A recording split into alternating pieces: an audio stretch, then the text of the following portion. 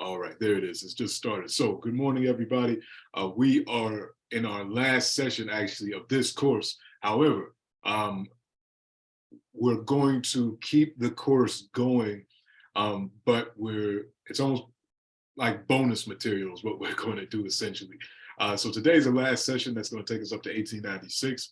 But throughout March, we're going to talk about a few stories that happened during this time period, the late 19th century. We're going to focus on a couple of individuals and talk about their movements across the African world. So that will be what we discuss in March. Typically in March, we do our African Future Month conversations, but we're going to have to figure out another way to facilitate those. The reason being, when we go into the studio, our course is live streamed over YouTube, Facebook, through BIA Media, and we want to keep that going by sharing the information on this history. But we don't want our African future conversations to be in a space like that. Typically, what we've done in the past, we've had a private Zoom conversation. Well, not private, but it's open to people from the African community here in Ottawa to contribute, to think about where we've been and where we're going. They're usually great conversations, but we don't record those. They're not recorded, they're not published, they're just intra-community conversations. So we're going to have to figure out a different way to do that this year, and I'll keep you all updated on how that goes. But for our 11 a.m. classes, we're just going to have a bonus material, 3 weeks of bonus material on this time period. And the bonus material will focus on migrations, Africans moving from place to place during the late 19th century. It's building communities, sharing influence, and we'll focus on specific individuals. Some lesser known folks that people might not have heard of, people like Fanny Jackson Coppin. We may have talked, we'll talk about Fanny Jackson Coppin. We'll talk about Arisha Tuke Faduma. Arisha Tuke Faduma is another name that a lot of folks may not be familiar with. And there'll be others, Pap Singleton and a few others that we'll talk about in March. April, we will have our seminar on Malcolm X and Martin Luther King. We didn't do it last April. We will do it this April. And that's always a great discussion when we talk about those two men in tandem, of the similarities, which really outweigh the differences in a lot of ways in terms of their ideological differences. So that's what we'll talk about in April. May and June will be our last course of this cycle, which is the early history of the African Renaissance. So that takes us from 1896 to the present. And that will be May and June. And then we start the entire cycle over again in July. We will be into our 6th cycle in July when we start African History Part 1 over again. So that's the remaining schedule for the rest of our course year. Bonus material for March, April, the Malcolm X and Martin Luther King Jr. seminar, and May and June will be early history of the African Renaissance. So that's just a preview of what we have coming up. But let's talk about this final session of the course. Well, we're going to bring history up to 1896 and what we're going to be talking about today. Today, we're going to be talking about colonization and the way Ethiopia was able to resist being colonized and be the only liberated space in Africa at this time, by the time we get to the close of the 19th century. So let me start this.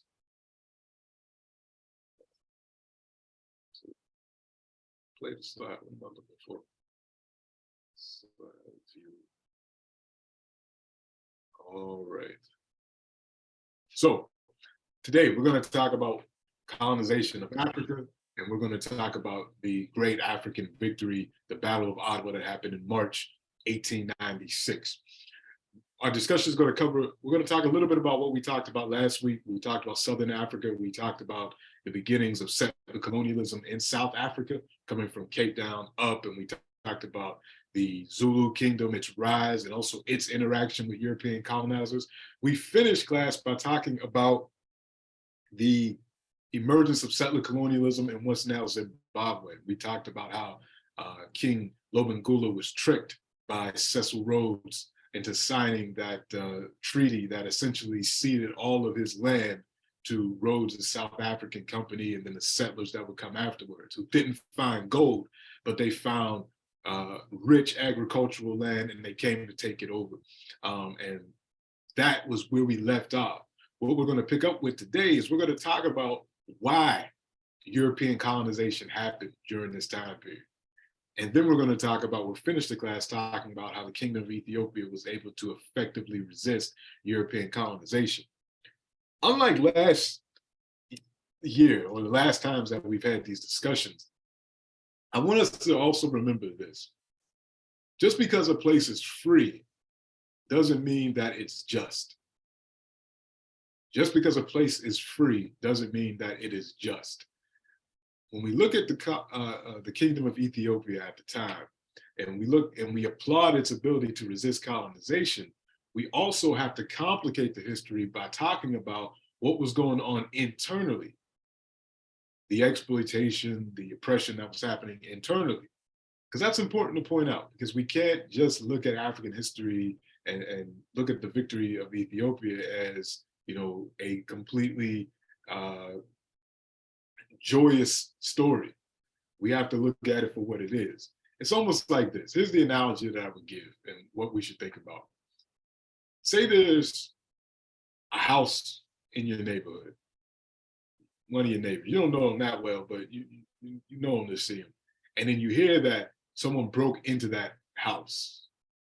But the parents in the house were able to effectively resist those invaders, those thieves that are trying to break into the house and steal everything in the house or attack the people. The parents in the house were able to effectively resist those folks.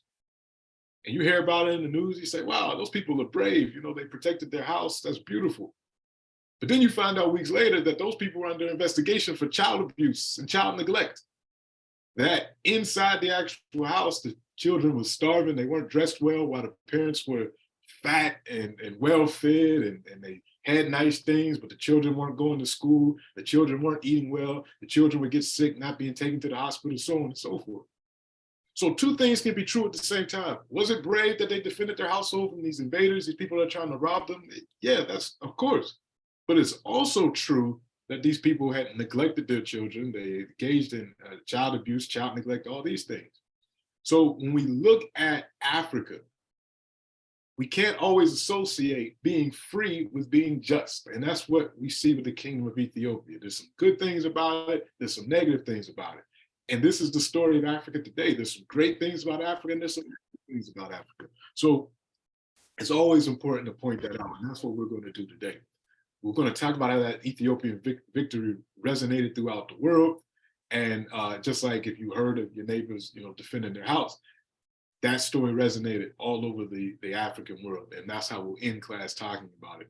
But then we'll also get into the internal dynamics. So let's start. What we've been talking about for the past couple of weeks, maybe the second half of our course, we've been talking about Africa during the period of quote unquote early modernity, the period between the 1500s and the 1800s. The rise of various kingdoms like Songhai. We talked about the Swahili City Coast. We talked about the great empire of Ken and Bornu. We've talked about, again, last week we talked about the rise of the Zulu Empire. We've talked about Central Africa. We even talked about the slave trade and the emergence of African communities in the Americas. Up until this point, most European presence in Africa has been on the coast. You see in North Africa, and what you see in the purple is what was controlled by the Ottoman Turks, the Turkish, who are Europeans. They're Muslim, but they're Europeans.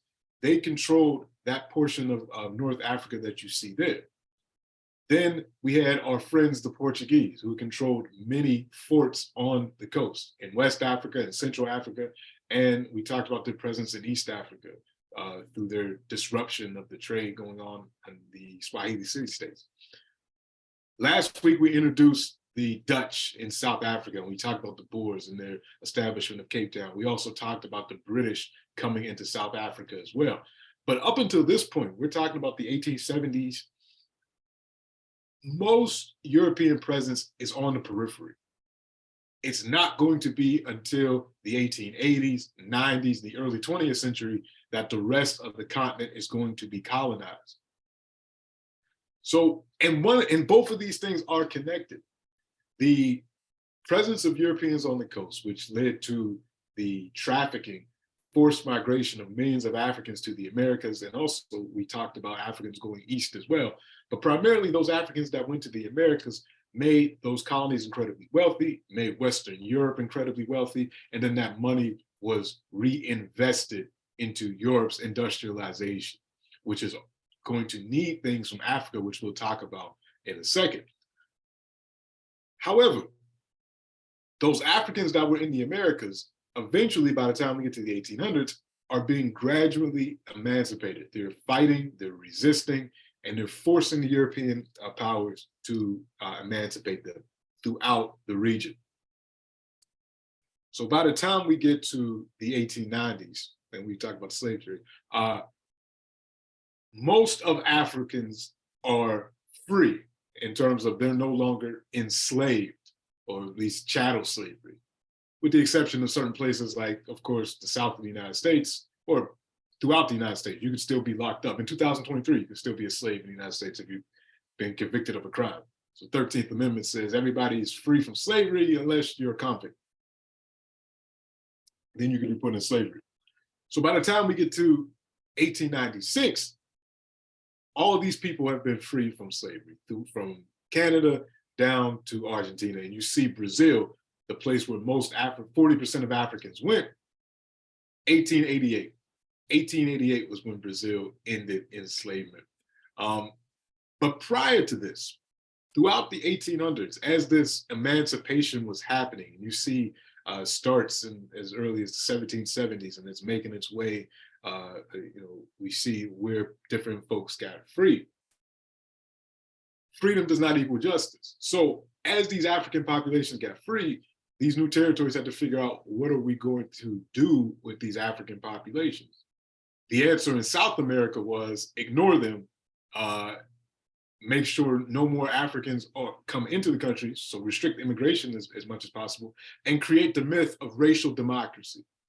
The myth that we're all mixed, and that there is no racism. That's what we see in Brazil, that's what we see in Venezuela, Colombia. We don't count Afro-descendant people on the census, and we just hope that gradually they disappear, they blend into the population. That was the hope in South America. We're not even gonna talk about race. In North America, it's a little bit different. We know about the situation in Canada. Africans are quote unquote free once the British abolishes the slave trade, but they don't live in a just society. Whether it's Nova Scotia, whether it's Upper Canada, they're free, but they're still discriminated against. In the northern parts of the United States, it's the same thing. Emancipation comes a little later than it is in Canada. They're free populations, but they're not treated justly. And then in the southern parts of the United States, once emancipation has been achieved, there's a brief little period called Reconstruction between 1865 and 1877, where Black people have their citizenship rights, they can vote, they have economic rights, or in the process of getting economic rights, and then that collapses in 1877. So we have all of these Africans here in a situation that's free, but not just.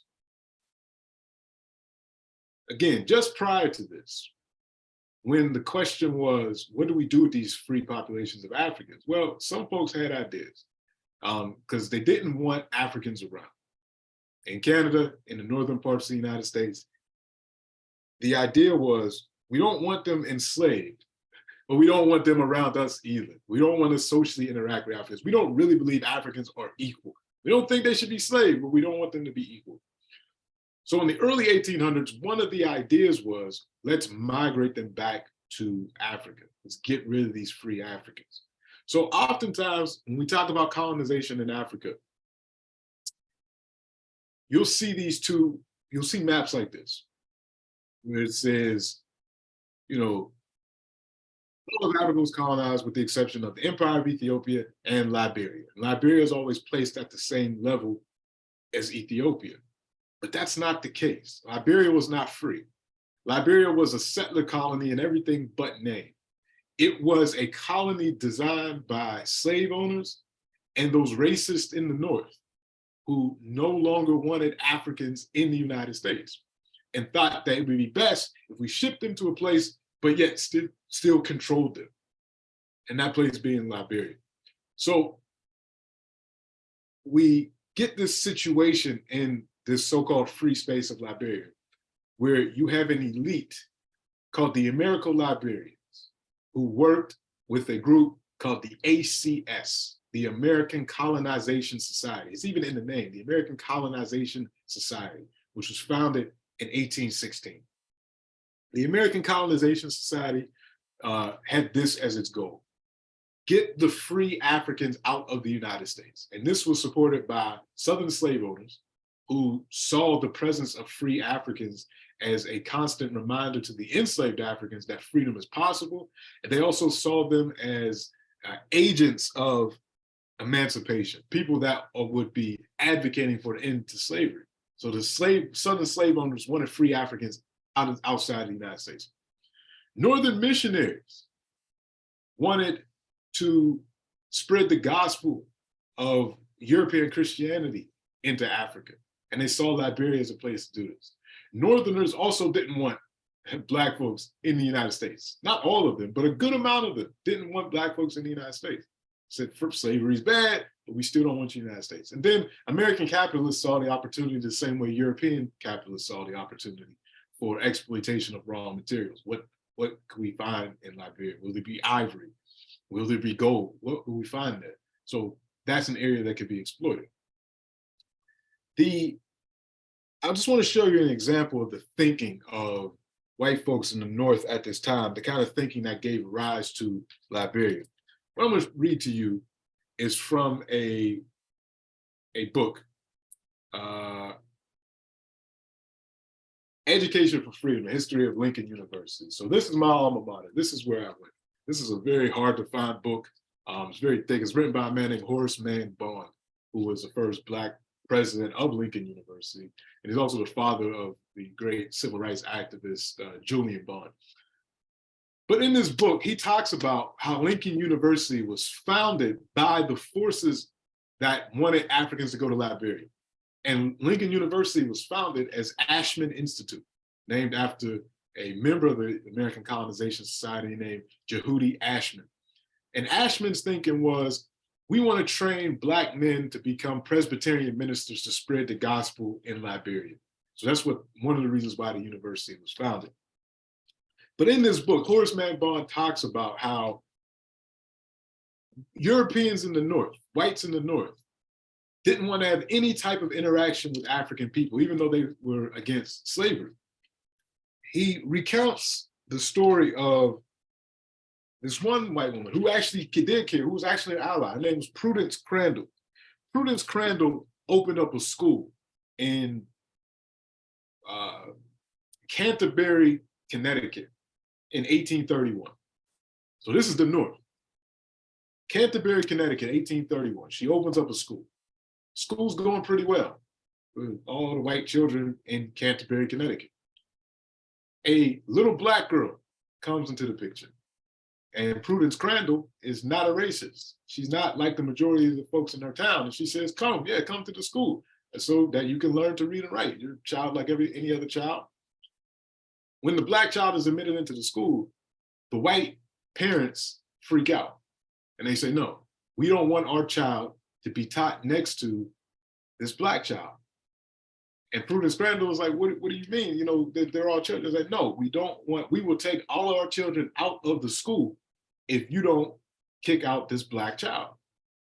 Prudence Crandall said, you know what, forget y'all then. I'm going to start a school for Black children. If you don't want to go to school with Black children, they shouldn't be denied an education. I'm going to start a school for Black children. That's what this white woman decided to do in Canterbury, Connecticut. So she started it, and she was seeking funds from different people to start this school. Townspeople weren't happy. The townspeople weren't happy with this at all. So I'm going to read you some of the things that happened to this school. The townspeople felt that by putting her design into execution, she would bring disgrace and ruin upon all of them. They professed to feel a real regard for the colored people and were perfectly willing that they should be educated, provided it could be effective effected in some other place.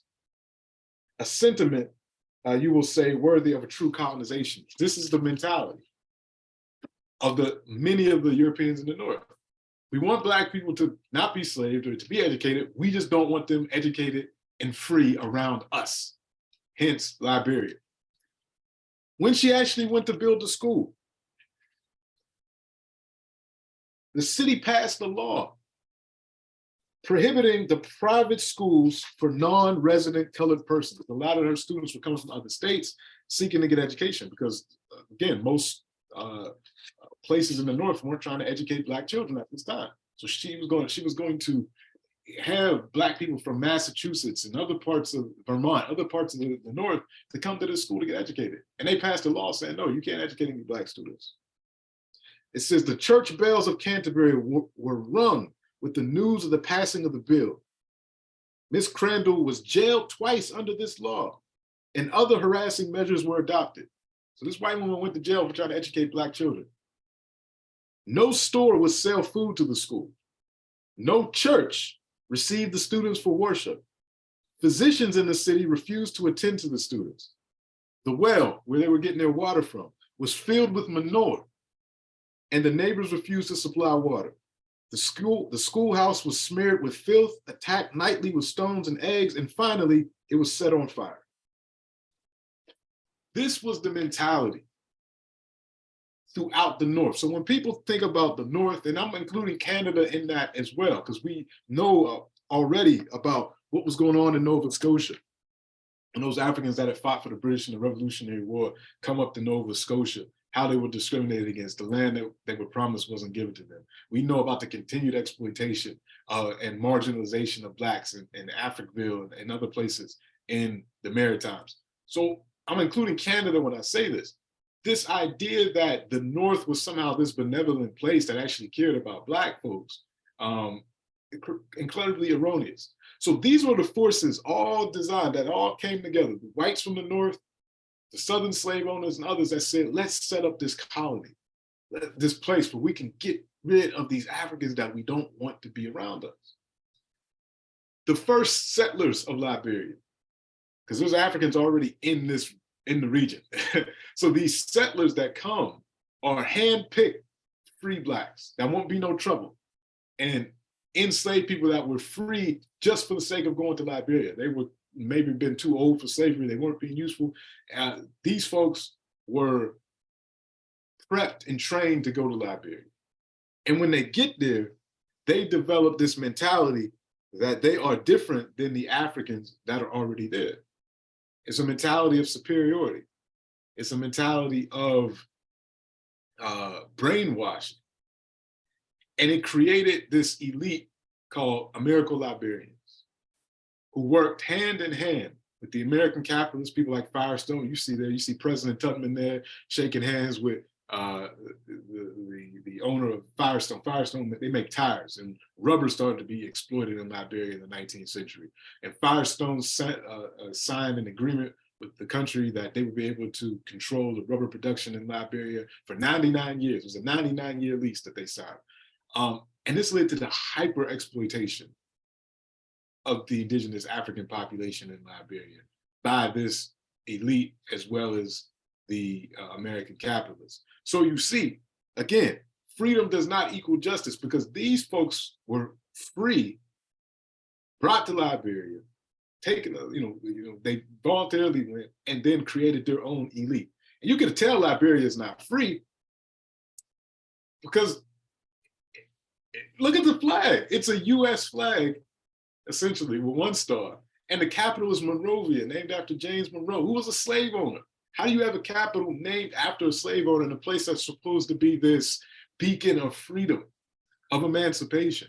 So that's not what it was. Now, that's not to say that every African that came from the United States or came from the Caribbean that went to Liberia was of this exploitative class. You had so many that weren't, so many that actually were seeking to build new lives and had this connection to Africa, but they were in the minority. They were in the minority. They were the folks that attempted to use what the colonization society set up for good things, but they weren't the majority, and they weren't necessarily in leadership a lot of the time. Sometimes they would creep into the leadership, but oftentimes they weren't. So this was what colonization looked like in Liberia. This is why I always say Liberia is not a free place.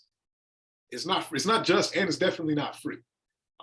It was controlled by the United States, set up by the United States, and dictated to as such. It's a settler colony, just like South Africa, just like Kenya, just like Zimbabwe would become. But we're getting ahead of ourselves. So I just needed to talk about Liberia. But the main purpose that we're talking about today, and the other colonies that would emerge around this time at the end of the century, at the end of the 19th century, are all built with the same ingredients that came into creating Liberia. Not exactly the same. Not all of them were settler colonies like Liberia, like South Africa, like Kenya, like Algeria, like Zimbabwe. These are colonies where people came to live.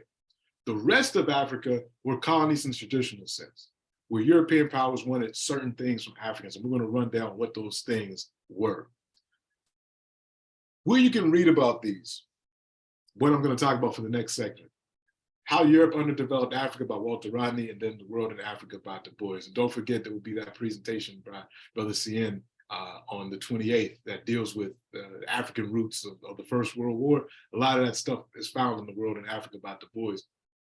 But these two books together talk about the impact of colonization and the reasons for colonization. So everything that I'm going to talk about, a lot of it comes from these materials, as well as Capitalism and Slavery by Eric Williams. That kind of gives you the precursor to all of this. So after slavery was ended and the profits from enslavement had been reinvested into Europe's industrialization, Europe now needed the following things from Africa.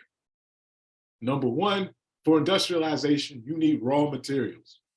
You need iron ore. You need copper. You need rubber. You need ivory. You need diamonds. And diamonds not just, for jewelry and things like that, but the most important feature of diamonds are their hardness. You can make great tools with diamonds.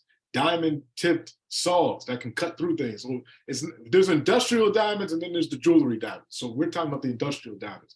You need palm oil. All of these things are in Africa. And soon more things were being discovered that could be utilized for industrialization right in Africa. So Europe wanted raw materials. That's number one. Number two, Europe needed the labor of African people to extract those raw materials. So you need the raw materials, and then you need the labor. Number three, markets. Once you make these finished goods, you need folks to sell the surplus to.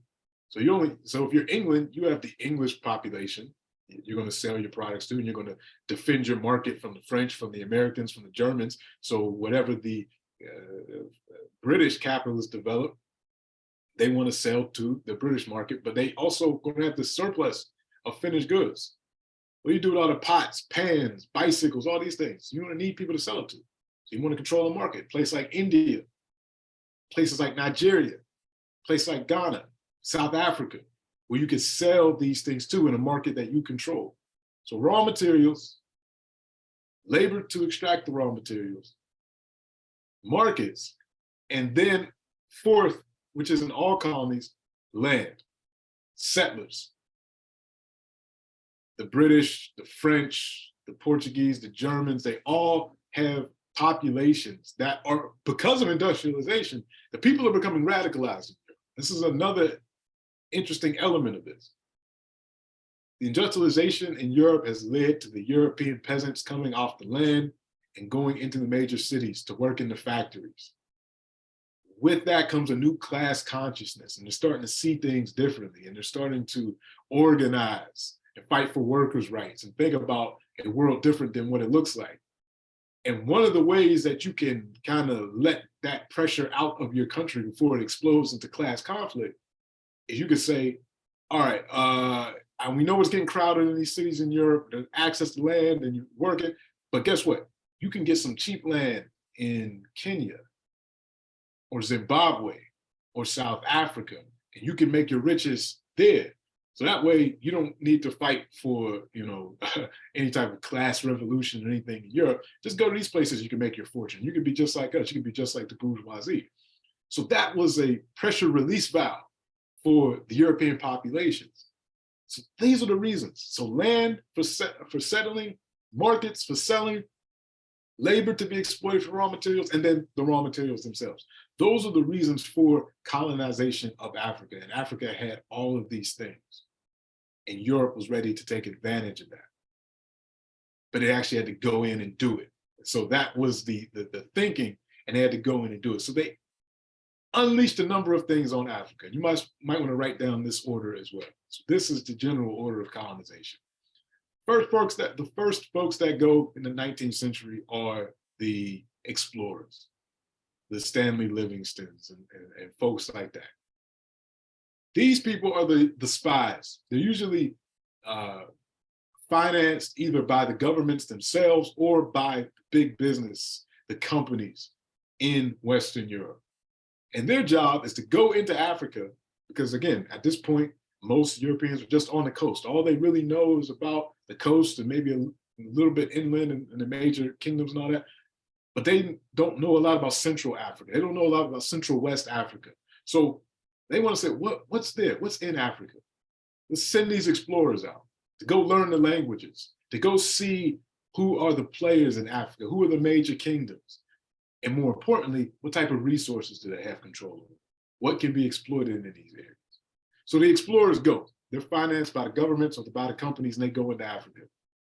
And then they explore, they walk around, and of course, African people being incredibly xenophilic, meaning the opposite of xenophobic. So instead of pushing strangers away, Africans embrace strangers. So when they see strangers coming, it's like, oh, we should probably, which is the actually decent thing to do as a human being. If you see somebody you don't know, you bring them in, you welcome them. Hey, who are you? Tell us about yourself. You need food, this, that thing. So Africans were welcoming to these people. And the explorers would go, they would learn the languages, they would write these fantastical accounts of Africa, and oftentimes they would embellish things because they wanted to sell books. So they would talk about the wild animals, they would talk about people as cannibals, and they would talk about this, that, and the third. But more importantly, they would have their popular book that they would sell to the masses in Europe about their travels in Africa. And that's how we get all these jungle imagery and Tarzan and all that BS. And then they would have their official reports for the companies or the governments that sponsored their trips.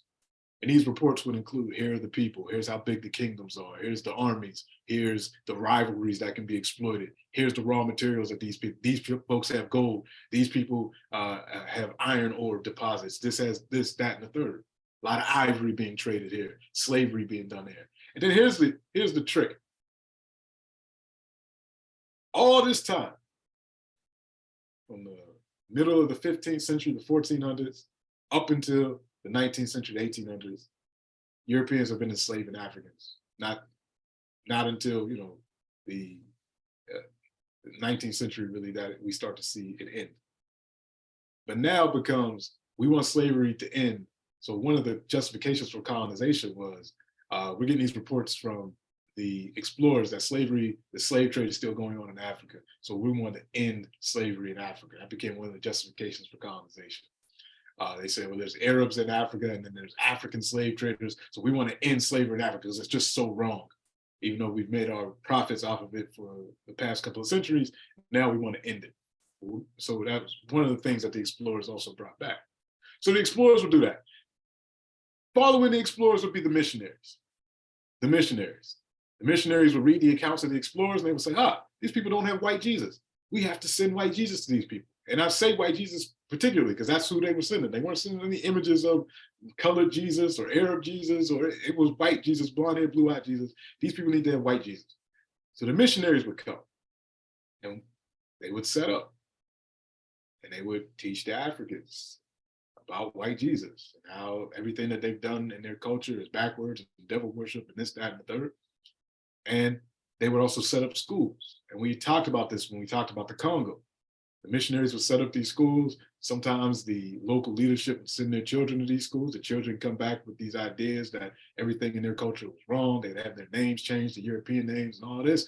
And then that would cause conflict. And then sometimes the rulers would say, missions and mission schools, you're causing too much trouble, get out. You're not following, you're causing too much disorder. And then the missionaries would appeal back to their governments. And then the governments would send in the troops. So you got the explorers, and you got the missions, then you get the military come to protect the missionaries against the savage Africans. And oftentimes, not right in between the military and the missionaries and the military, you also get the companies come in because they've also read what the explorers did. And the companies often finance the missionaries to go to set up. Now the companies come in to extract raw materials. And we get things like what happened with Lobengula last week. We talked about Zimbabwe. When Cecil Rhodes, representing his Rhodes South Africa company, comes up into Zimbabwe and they sign these treaties. A lot of the local leaders don't even know exactly what they're signing. The missionaries, the companies, these colonial militaries are now there. And these sets the scene for the conflict. Oftentimes, the missionaries, the companies have often created alliances with folks that may be dissatisfied with the leadership in the area or an opposing group that's wants to take over. And we see civil wars often become wars of conquest, where the European power will back a certain people or they'll just take over in their own name. So this is the process of colonization. This is how it goes. But during this time, while all this is happening and all the European powers in Western Europe are engaging in this process of exploration, missions, companies, military, and they're all making their way inside of Africa, but they don't want to fight amongst themselves.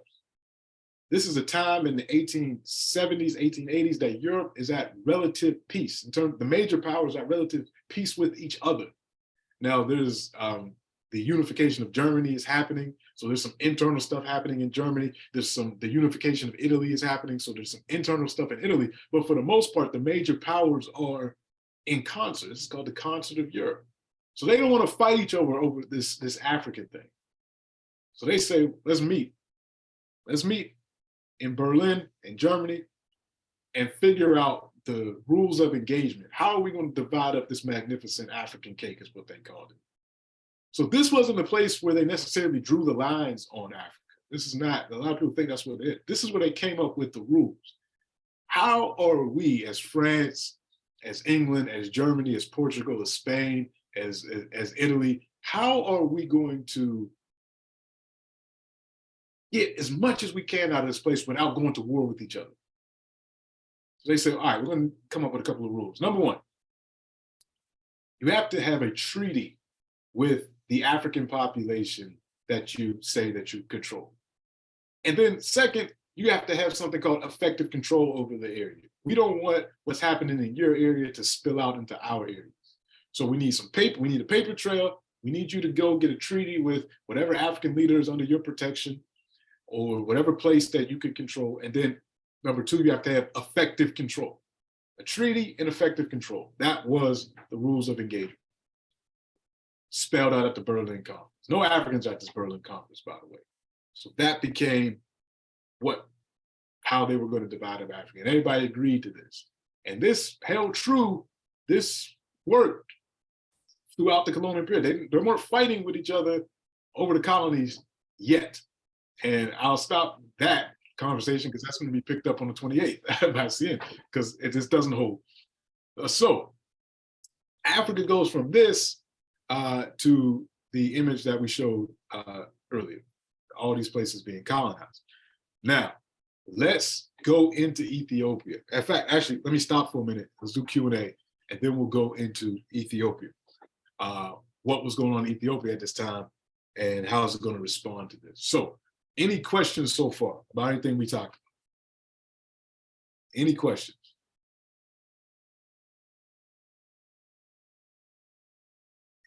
Or comments? Anything in the chat? I don't see anything in the chat. David Harris, go ahead. Hey, Clyde. Dr. Ledbetter, can you hear me? Yes, sir. Okay. I was just curious on how, by working the European system, if you're completely immersed in it, how would one try to circumvent it or oppose it if you're using the rules, the same rules, European rules, to govern your thought patterns or process? Yeah, I think it's hard to do that in a number of ways. I think you have to look at things from a different perspective if you want to get free. Yeah, I would say that. So are there any books or references or sources that can illuminate that different perspective so that one could immerse themselves in that thought process or that type of thinking, and therefore come at the issue from a different perspective? I can't think. The one that's popping into my mind is the book Yurugu by Marimba Ani. And this book, let me see if I actually have it around. 1 second. Let me see if it's back here. Give me a second.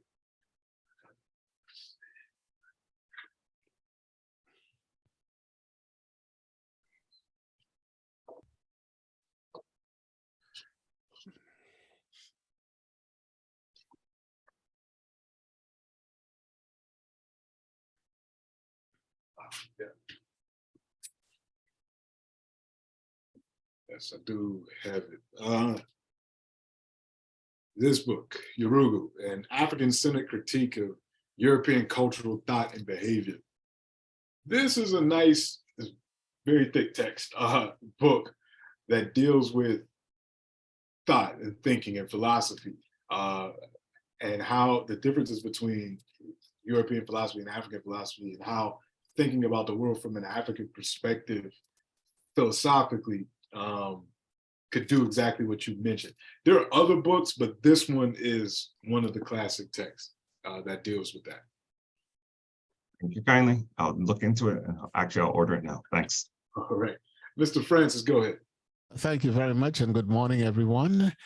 Dr. Ledbetter, can you draw any parallels between Sierra Leone and Liberia in terms of former slaves being moved back to the continent? Yes, a lot of similarities, but some key differences.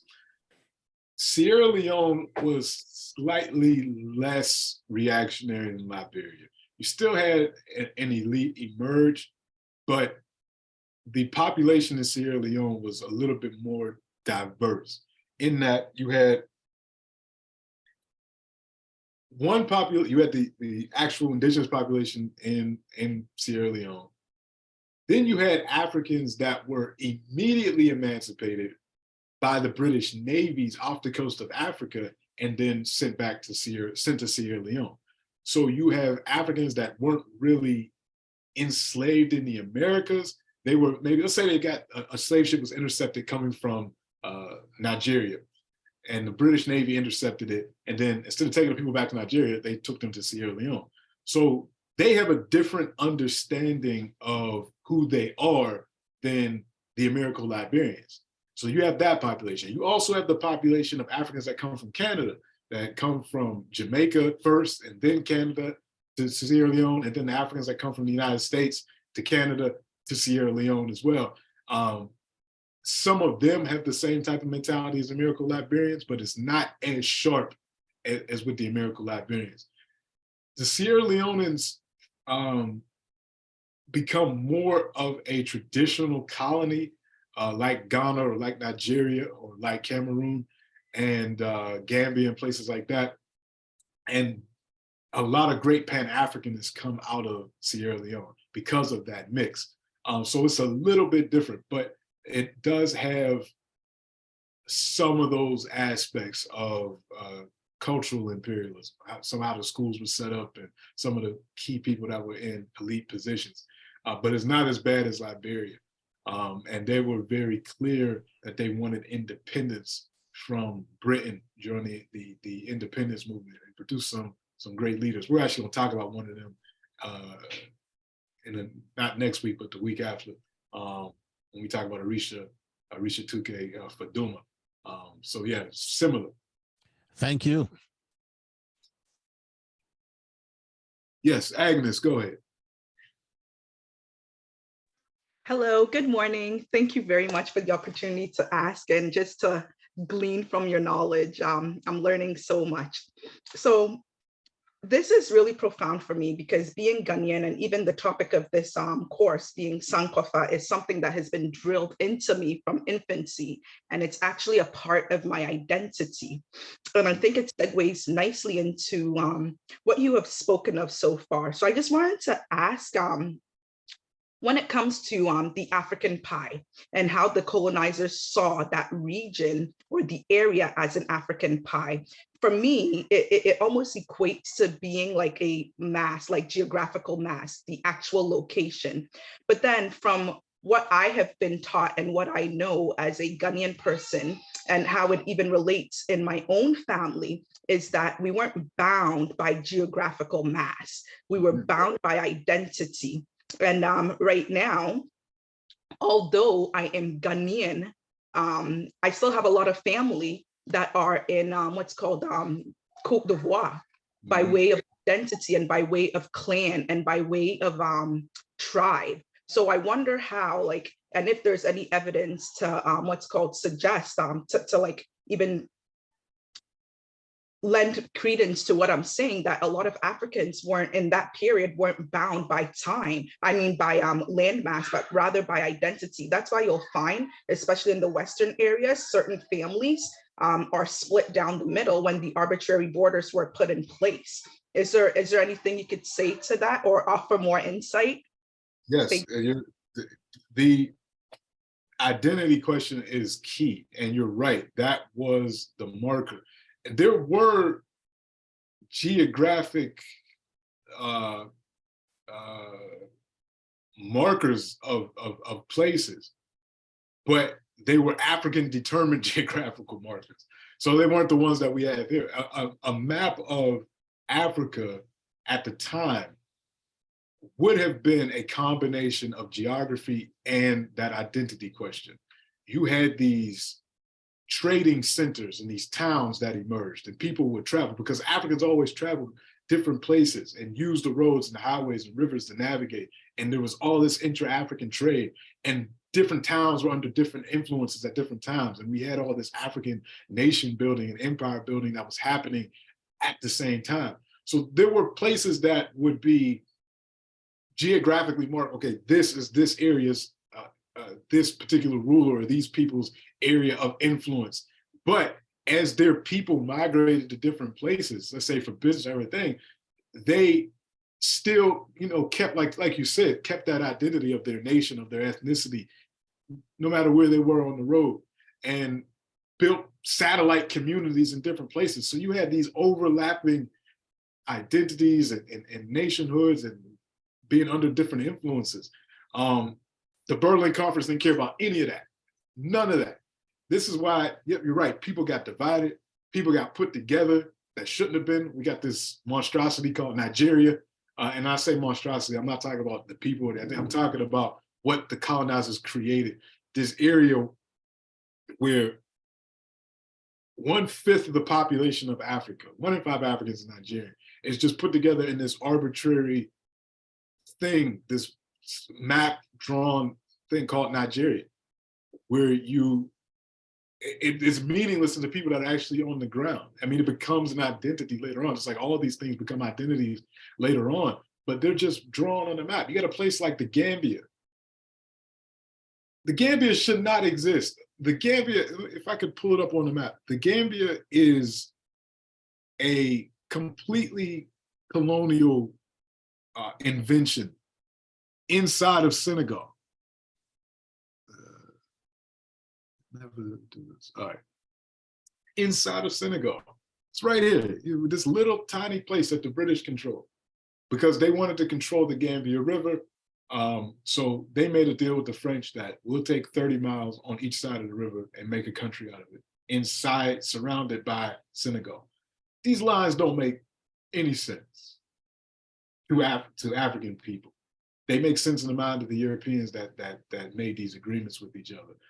So yeah, you're right. And it causes so many issues. We look at places like Cameroon, where you're still seeing this fighting over French and English, fighting over two European languages, all because of what the stuff that happened during this time period. Yeah, you're right. Thank you for sharing that, because yes, that is incredibly correct. So let's get into this place here, the Empire of Ethiopia. A place that was free, but not necessarily just. And we talked about Ethiopia already. We started to get into it.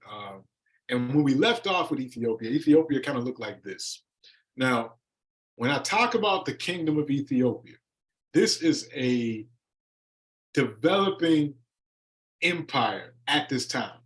So while all this colonization is happening in the 1860s, 70s, 80s, the Kingdom of Ethiopia is also expanding. So when we start this conversation, the stuff that you see in these multicolors, this is pretty much the Kingdom of Ethiopia, but it's not united.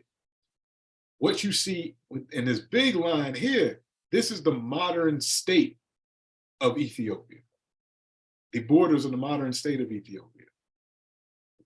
Ethiopia is going to go from what you see in the colored shades to this over the next 40 years, between the 1850s and the 1890s, when we see the expansion of the Ethiopian empire. When we left off Ethiopia a couple of weeks ago, we were right in the middle of the Zamane Mesafint. Remember, we talked about Empress Mtewab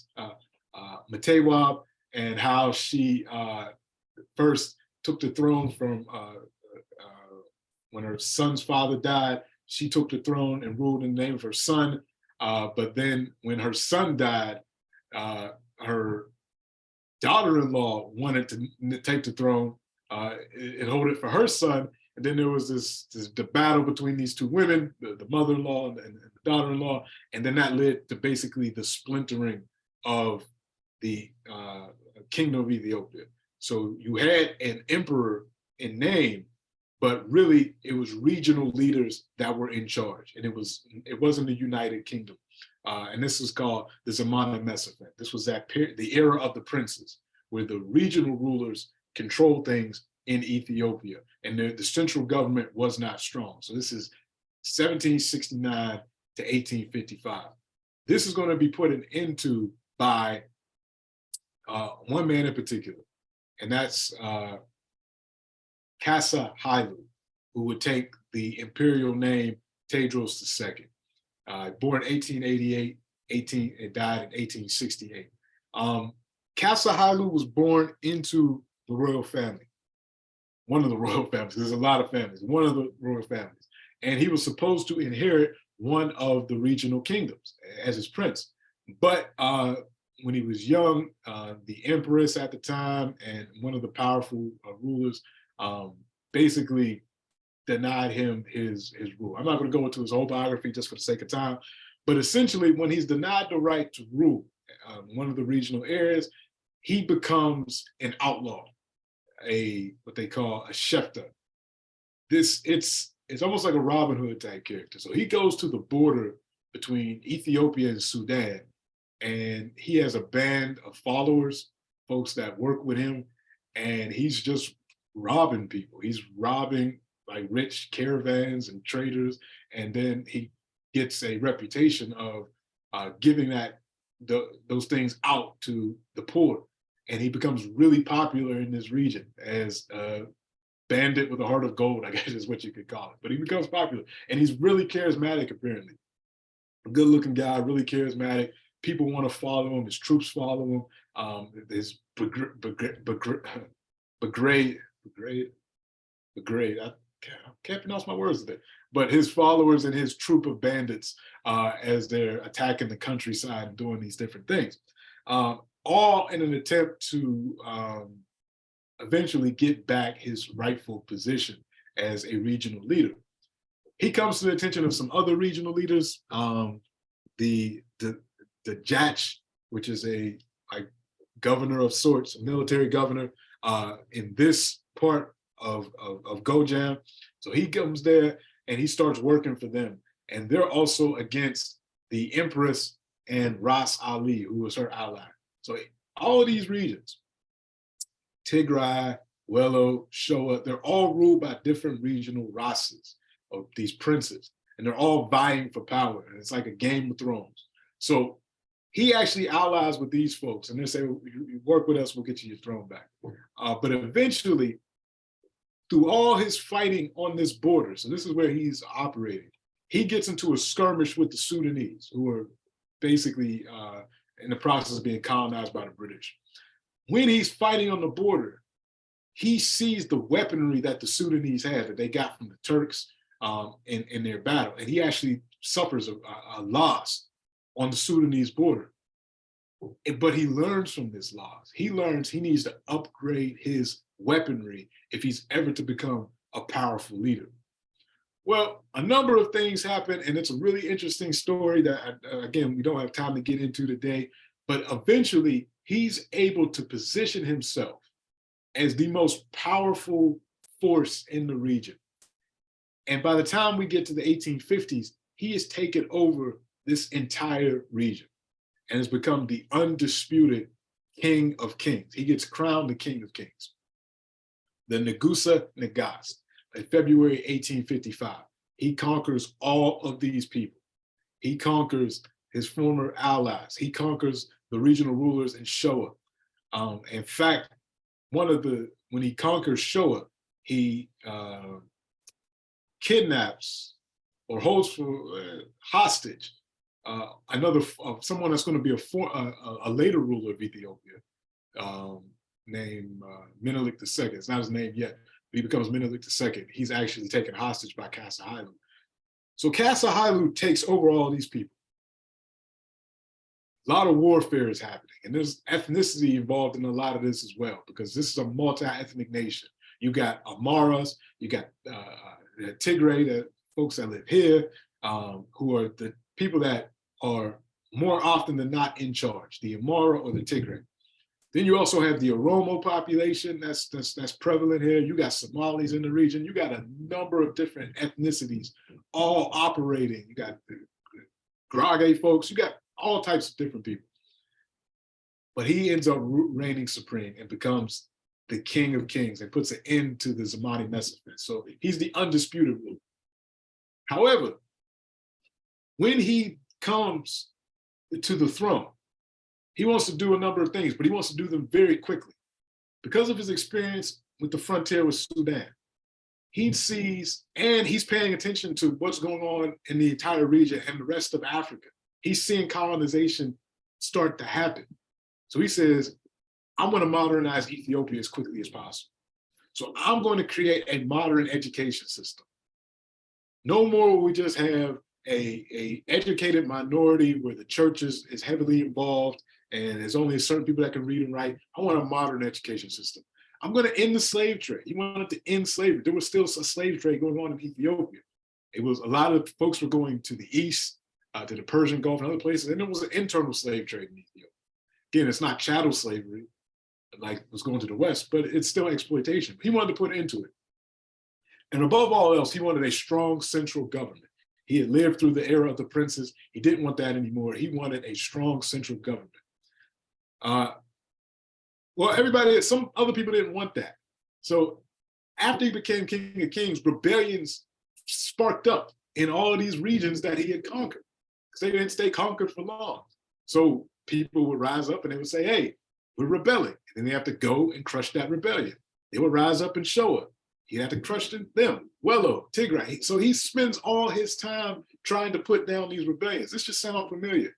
We talked about Sunni Ali, the creator of the Songhai Empire, who spent his entire career fighting, trying to consolidate his empire. We talked about Shaka, who maybe 50 years earlier had been, or 20, 30 years earlier, had been fighting to establish the Zulu Empire and putting down rebellions expanding. So this is what Tedros was doing. So, and every time he would fight, he would punish the province for rebelling, which would sow the seeds for later rebellions. Because, you know, if there's all this fighting going on and the populations are being punished for the actions of the elite, that sows the seed for discontent. So he's constantly putting down these rebellions, while at the same time trying to build a modern economy, a modern education system. He's trying to create a unified army that's built off of meritocracy. Prior to this, you know, people got their positions by who they were related to, or, you know, that type of thing. But he said, no, I lived this life when I wasn't royal at one point, when I was a bandit and a shifter. And I know what it means to really promote people that know what they're doing. So he wanted a meritocracy, a military built off of meritocracy. So he's trying to do all this while at the same time putting down these rebellions that are being fomented against him.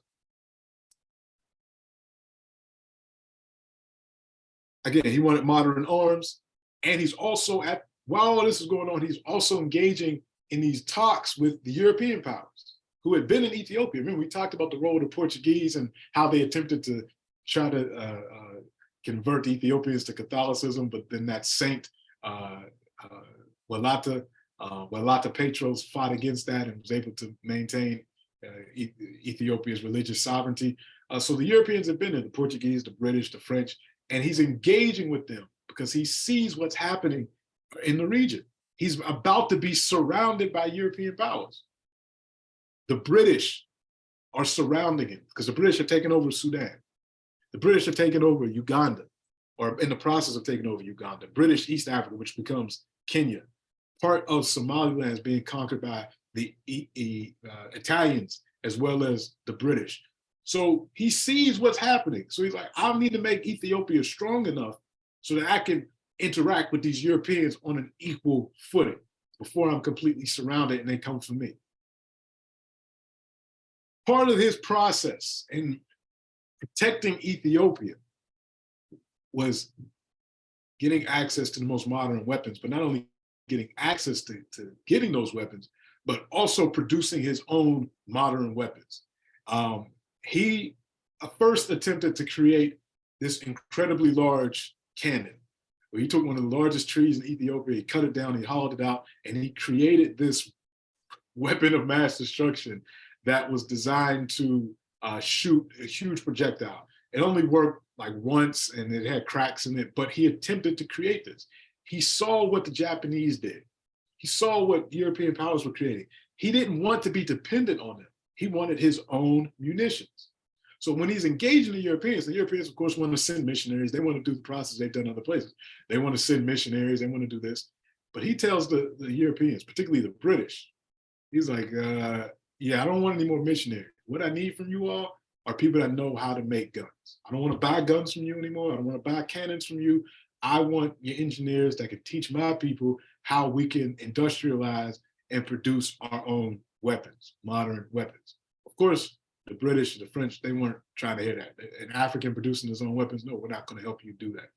So he said, fine, I'm going to kidnap these missionaries that you have here. So he took these British missionaries hostage. He said, until you send me engineers, I'm holding these people captive. Well, the British didn't take too kindly to this. And this made the press in Britain that he would even attempt to do this. And this is all under the reign of Queen Victoria. So he does this, and the British are, beyond disgusted that an African would have the audacity to kidnap these good Christians. So they send a force to Ethiopia. They send a force to get their captives back and to punish this emperor that would dare do that. When the British come,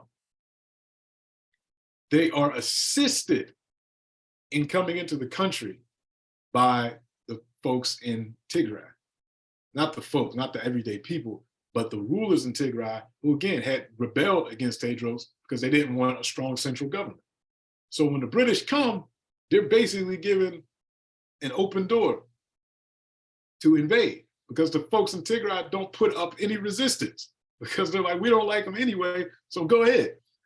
So the British invade, and it's relatively quick how they're able to come in. And during the final battle, in one of the most famous scenes, Tewodros realizes he's surrounded, that he's not going to win. He takes his own life. He takes a gun, and you see he takes his own life. Well, the British couldn't just let that be their victory.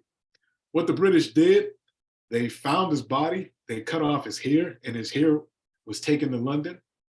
It was just returned to Ethiopia maybe about 3 years ago.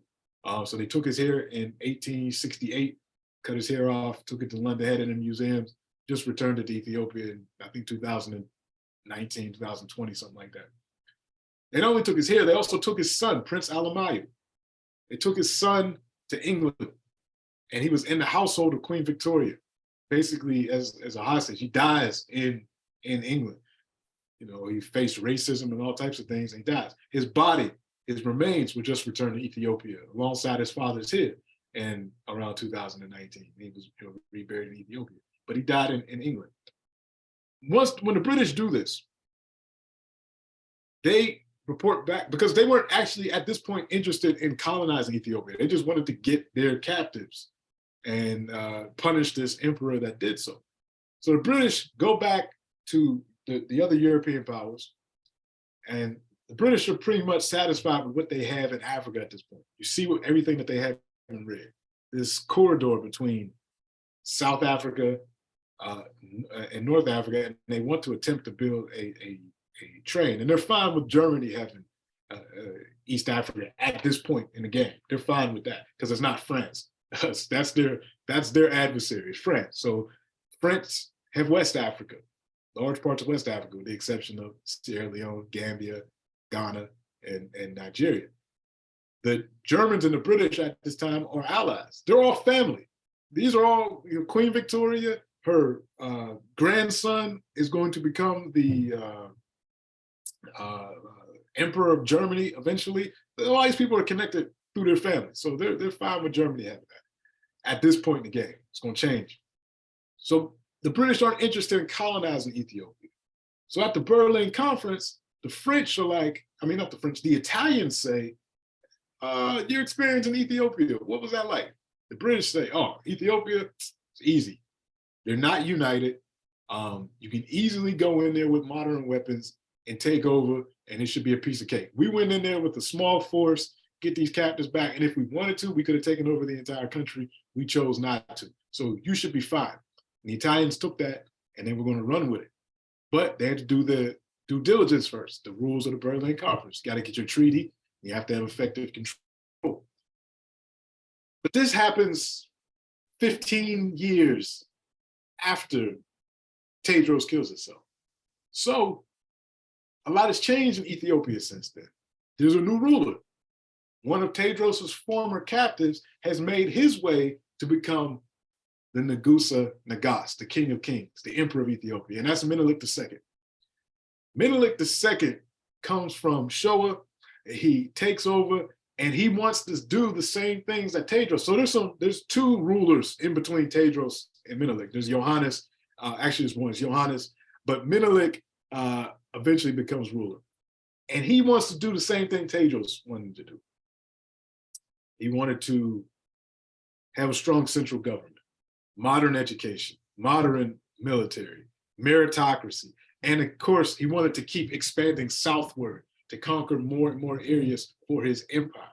So again, structural development, religious tolerance is actually one of the things that he wanted to do. There's a lot of Muslims in Ethiopia, a lot of people that don't practice Christianity or Islam. So he was building that. Began the process of merit-based administration, not just in the military, but throughout the administration. These are the things that Menelik want to do. At the same time, however, he is an empire builder. So he's conquering areas throughout Ethiopia. And when he conquers these lands, he gives the lands to these feudal landlords and governors that are a part of the empire. So this is really important, because this is when I talk about freedom versus things being just. This was not just what he was doing. He was conquering other people's lands and that were in the south and incorporating them into the Ethiopian empire. And then those people were being exploited by these landowners that were coming from the north that were, in the service of the emperor, and then they began taxing the people and exploiting the people, their labor, their agricultural produce, all of that. So it's not, even though it's Africans doing it, it's still not just what the emperor of Ethiopia was doing. But he was trying to do, those things that empire building is about. At his side while all this is going on is his empress, Taitu Batul. The Empress Taitu, we talked about her in our Shiro's class. She's right with the emperor as they're conquering. So you see everything that's in the colored section is going to become everything in modern Ethiopia during this time. This is how it's expanding in these wars to conquer these areas. It would be Empress Taitu that founds the city, the current capital of Ethiopia, Addis Ababa. This is happens during her time. She is the founder of that city. So she's hand in hand with her husband, the emperor, as they're conquering these regions and creating the empire of Ethiopia, or expanding the empire of Ethiopia. While all this is happening, the Italians show up. And the Italians come to Menelik II, and they come to Empress Taitu, and they're offering all types of gifts of friendship and everything. And Empress Taitu is looking at these people quite skeptically, because she knows about what's going on in the rest of Africa and other places. And she's, wants to maintain herself as the boss, and the emperor is the boss. She doesn't trust the Italians. Menelik, on the other hand, is very trusting of the Italians, and he receives their gifts of friendship and all of this, and they're all supposed to be all Christian brothers, because again, Ethiopia is a Christian kingdom. So he's fine with the Italians. The Italians present them with this Wuchale treaty, this treaty. And the Italians say, listen, look at what's going on with the rest of the region. Everybody, the British are surrounding you, there's a lot going on. Why don't you allow us to be your partner? That's what the Italians say to Ethiopia. We'll be your partner. You don't have a lot of presence in Europe, and there's a lot of things going on. We just had this Berlin conference. Let us be your partner. And as such, we'll help negotiate for you with any other European power. If you want to do something with the British or the French, or if they, attack you in some type of way, we'll help negotiate. We'll be your partner in Europe to negotiate with them. Menelik says, cool, that sounds good. That was how he understood the treaty. The Wuchale Treaty had a particular article in it, Article 14 of the treaty, the 14 or 17. But that article of the treaty said different things. It said one thing in Italian, and it said one thing in Amharic. The Amharic version of the treaty said this: the king of Ethiopia, if he so chooses, can use the Italians as a go-between with other European powers. That's how he understood it. The Italian version of this treaty, the one that the Italians took back to Europe to say, hey, we got this treaty that basically says Ethiopia is ours. The treaty in Italian said the Ethiopians must use the Italians when they're engaging in any international negotiations. They must go through the Italians. That little change is what sparks this war. And when that change becomes known to the Ethiopians, that this is how the Italians are interpreting this treaty, Empress Taitu is beside herself.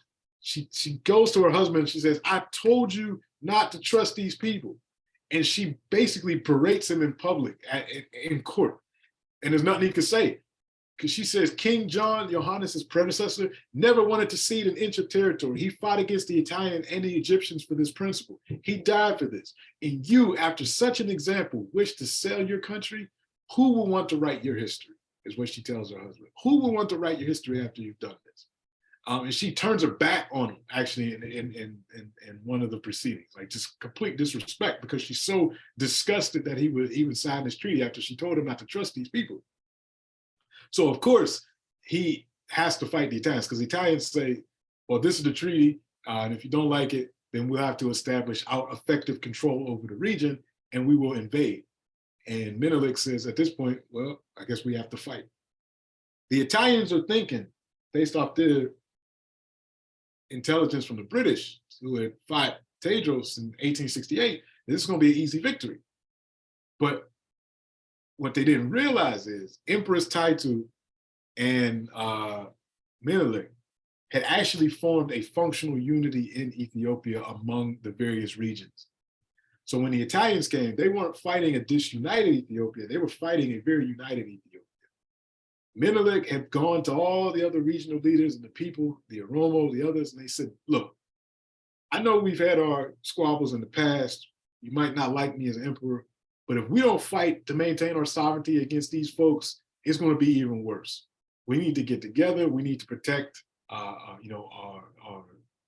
freedom, and this is the fight right now. We can worry about our internal divisions later. Right now, this is the fight. So when the Italians met the Ethiopians, they were functionally united for a time. The Italians also had some bad intelligence in terms of map making. The forces got divided. And then at the important Battle of Adwa in March 1896, the Italians were defeated. And Empress Taitu was on the front lines with her men fighting. She wasn't just, a queen that's somewhere in a palace. She was on the front lines. That's why you see depicted there. And her troops, Menelik's troops, the Oromo troops, the Amara troops, the Grage troops, they all fought Tigray troops, and they were able to defeat the Italians and push the Italians back to the coast. And they had to give up their claims of conquering Ethiopia. The news of this battle went all over the African world. And we've talked about this in previous classes, but the symbolism was so strong of this African nation, the only one to defeat a European power to the point that they said, we're not going to come back. We won't try to invade. They do again in the 30s, but we'll get to that later. But it goes all over the world.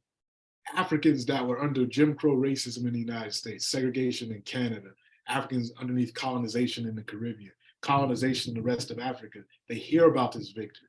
They connected to all the verses in the Bible that talk about Ethiopia, and it becomes this symbol of Black freedom and Black hope. Well, at the same time, however, after the victory, Menelik continues his empire building and the exploitation of the Ethiopian masses. So it goes back to what I was talking about at the beginning of this class. Yeah, Ethiopia was free, but for the majority of the population, the everyday working people, it wasn't just. They were being hyper exploited by landlords, by the church. Their lands were being taken, and this is actually going to explode in the Ethiopian Revolution in the 1970s. But from the outside looking in, this was the representation of African freedom. In fact, a Black newspaper in Cleveland, Ohio wrote this when they heard about the victory a couple of weeks later in March. They said the parade of the African King Menelik's 100,000 soldiers at Massawa will tend to convince the Italian officer for whose benefit it was given that the conquest of Abyssinia is not an easy task. The recent disastrous battle to the Italian forces in Africa came very near if it did not quite do this. Who said an African wouldn't or couldn't fight? That he was naturally cowardly, et cetera, et cetera. King Menelik is proving himself more than a match for civilization's trained and skilled warriors with all their machinery of war. More power to him. And this sentiment was expressed all over the African world at the time. So we're going to stop our class there for today and this portion of the course with that victory in mind. What we'll pick up with next week and the weeks after, we're going to talk about different stories of this era, of the late 19th century, these different African personalities that moved around during this time, and just highlight a few bonus stories over the next couple of weeks. So we'll stop there. But actually, before I do, I want to play this because it shows where we're at now and how these things connect. I want to just play two quick videos and then we'll open it up for a Q&A. This video talks about the recent peace treaty that was established in Ethiopia. And it's important to point that out because we often have when Africa's at war, but never when there's peace. And it's important to point that out. Ethiopian Prime Minister Abiy Ahmed and leaders of Tigray forces who took part in both the Pretoria and Nairobi peace talks have met in southwestern Ethiopia. This is the first meeting of its kind since the two sides reached a deal last November to end a two-year conflict. The United Nations says the conflict killed thousands and displaced millions of people in the Tigray region. The two sides evaluated actions carried out on the implementation of the peace deal, hailing the peace process so far.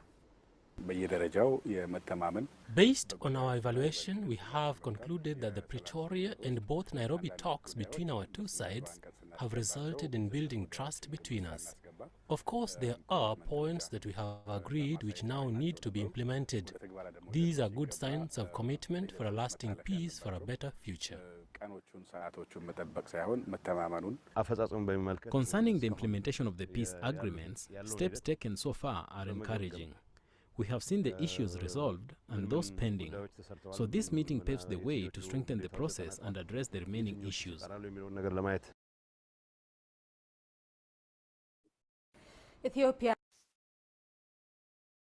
All right, so I wanted to play that because right now what we have in Ethiopia, we have this peace between one of the regions. So this is very much similar to what was going on in Tedros' time. You had a ruler, Prime Minister Ahmed, that wanted a strong central government, and you had a region, the Tigray region, that revolted against that. And then a war happened over the past 2 years about this conflict. This has been a constant back and forth in modern Ethiopian history.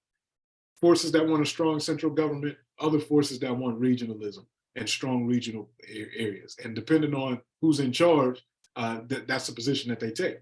When the Tigray region was actually in charge of the entire country, they wanted a strong central government. When they were no longer, then they wanted regionalism. So you have that. So right now there's peace talks, which is good. But I want you to play this other, I want to play this other video as well, because this is also important too.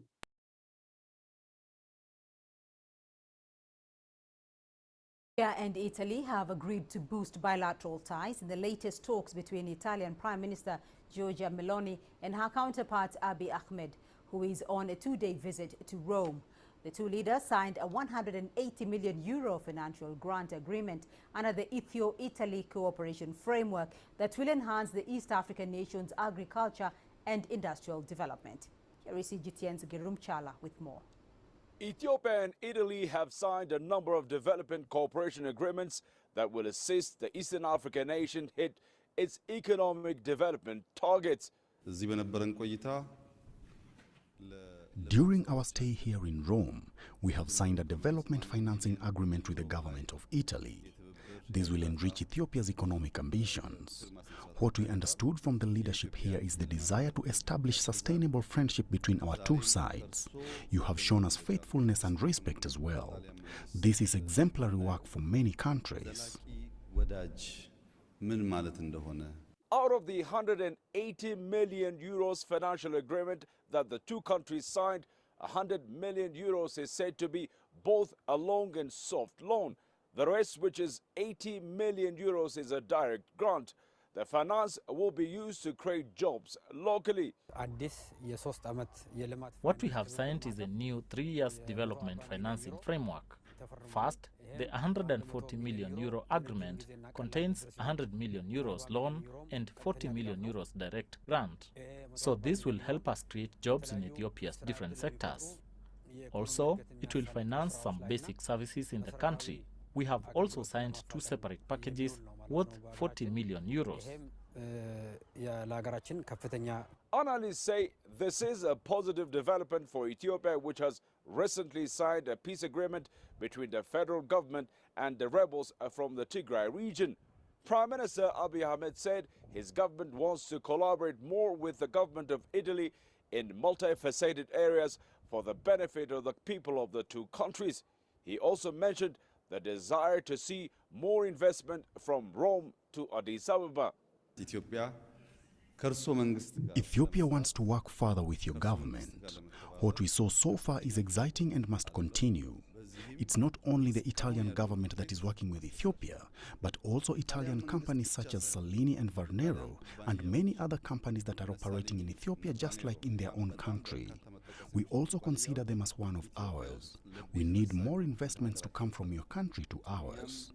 This is Prime Minister Abiy Ahmed's second visit to Italy since he came into office. He was last in Rome in June 2019 for a similar bilateral mission to the European nation. Group Jala CGTN, Addis Ababa. So history repeats itself. I don't know what will come of that agreement. All I know is the history that we've been taught. And generally, these types of agreements have not benefited the masses of people in Ethiopia or throughout Africa. But maybe I'll be wrong this time. Maybe it will. We'll see. But it's always important for us to look at the history and say, wait a minute, we've seen this story before. We've seen this story before. So I'll leave it there. We'll see what happens. Let's monitor this situation. And it's also important to point out that that prime minister in Italy is one of the most racist, reactionary leaders in Europe. Italy has never, I don't think Italy has ever paid an indemnity for invading Ethiopia, whether it was 1896 or 1935. So there should never be any loans that Ethiopia gives, that Italy gives Ethiopia. It should just be reparations for what Italy did to Ethiopia twice. But that's a different conversation for a different time. So I'll stop there today. Thank you all for joining me. I'm going to turn the recording off and open it up to any questions or comments or announcements. So the